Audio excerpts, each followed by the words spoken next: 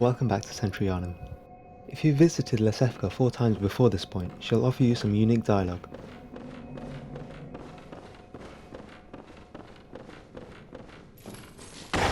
Stop!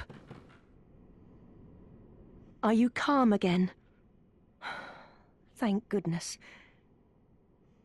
You mustn't let the hunt overcome you. Remember yourself. You are not a beast. Ah, you are safe. Thank goodness. But I'm afraid nothing will change my mind. I cannot open the door. I'll do what I can, of course. Perhaps this will help you, if only in some small way. This night is long, but morning always comes. Someone of your caliber won't fail us, I am certain. And once the night of the hunt ends, we can speak face to face. Then I can finally see what you look like. I shouldn't be thinking this, but I am rather looking forward to it. So please, be careful out there.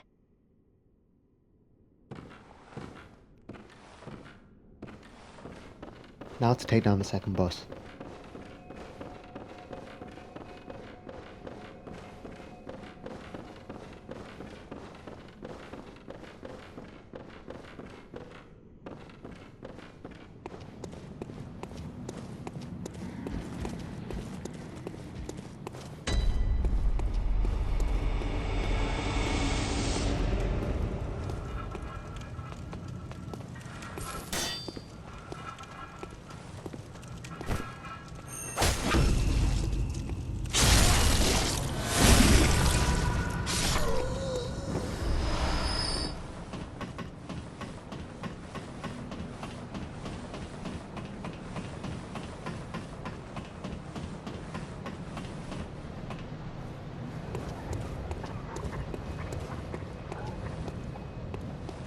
Yes, I see.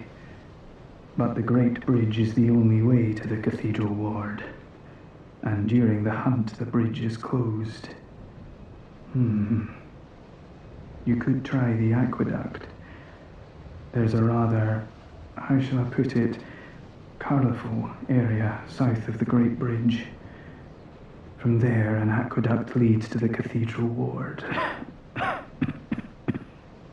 Not a place you'd normally want to visit, but I don't imagine you have much of a choice, do you?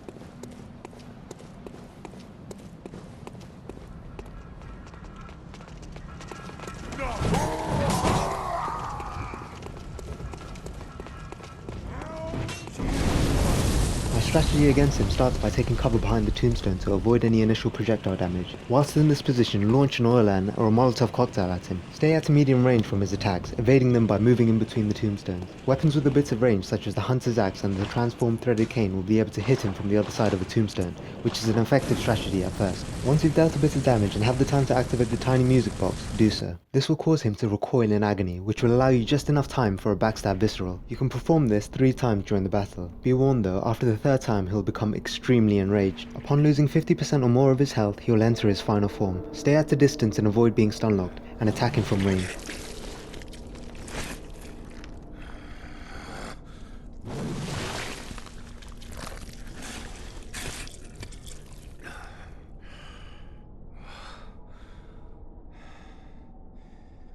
Beasts all over the shop.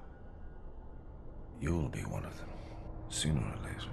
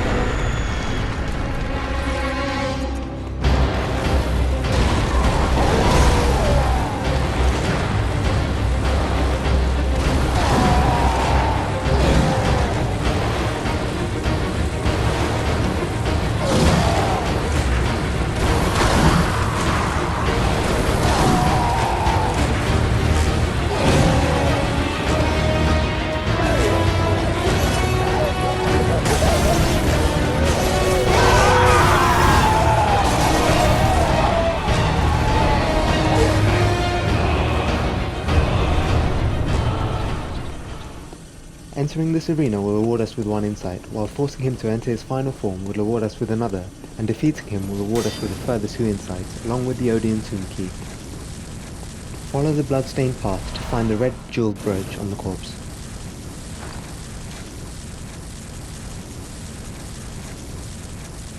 The description reads, a woman's bright red brooch engraved with the name Viola. Perhaps the jewel is a gift from a hunter. Use it to change into a droplet of blood gem that fortifies any weapon. With the proper workshop tool, various weapons can be fortified.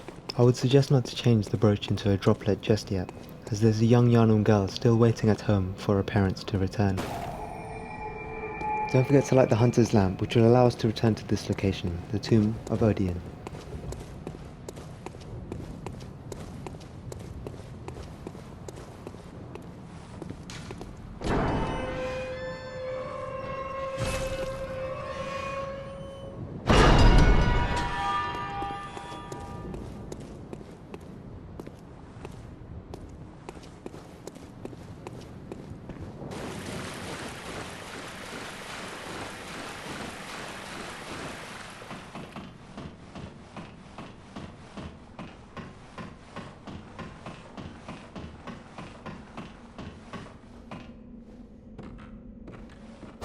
Now we'll find our next lore note, which reads, the Bergenworth spider hides all manner of rituals, and keeps our lost master from us.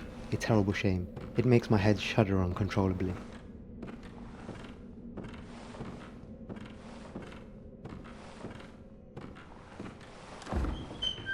In this chest you'll also be able to find the Blood Gem Workshop Tool, a misplaced workshop tool from the Hunter's Dream. The hunter who retrieves this can fortify weapons by kneading blood gems into them. Blood gems add properties to weapons when used to fortify them, as blood defines an organism.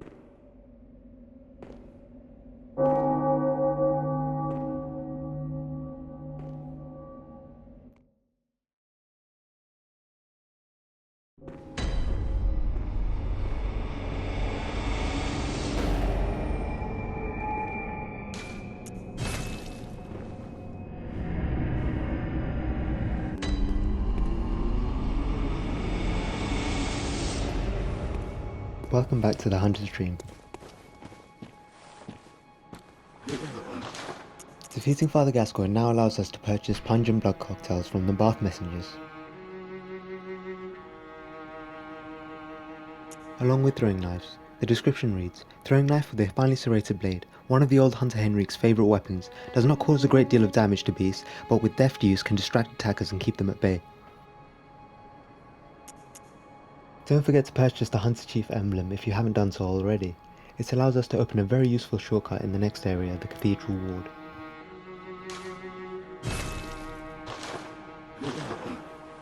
It's of interest to note that after defeating the hunter Father Gascoigne, it awards us with throwing knives used by another hunter, Henrik.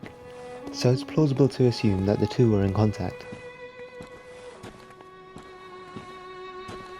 Welcome home, good hunter. What is it you desire?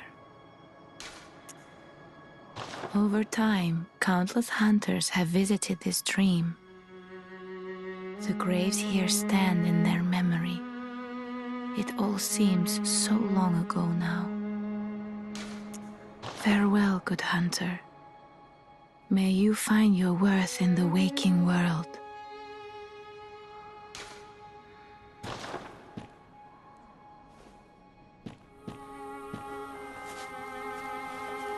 We can also purchase Gascoigne's attire at the Insight Bath Messengers.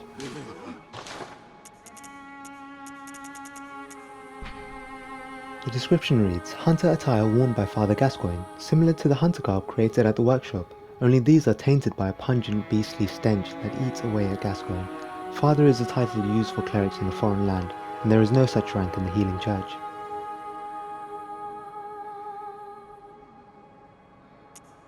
This dingy shawl is a holy shawl, and a symbol of the Healing Church, from which Gascoigne would eventually part ways.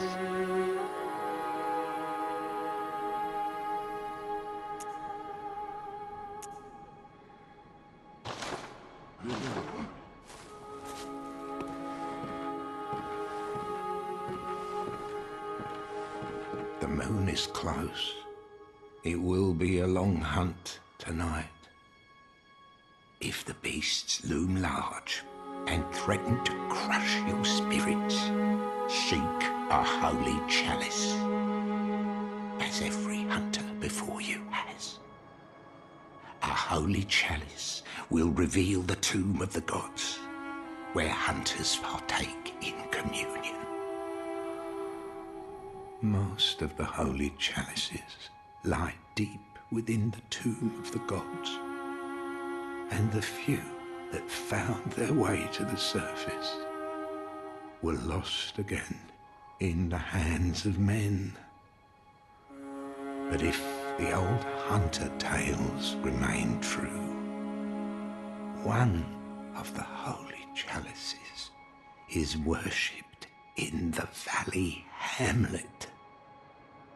Yet the town is in disarray.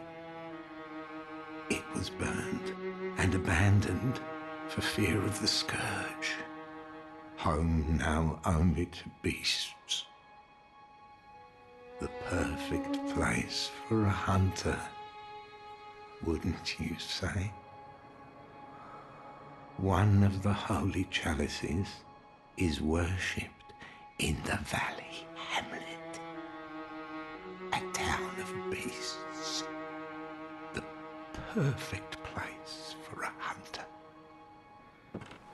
Thanks to the Blood Gem Workshop tool, we'll now be able to fortify our weapons with any blood gemstones we've collected. Blood gemstones can be added and removed to weapons without being destroyed.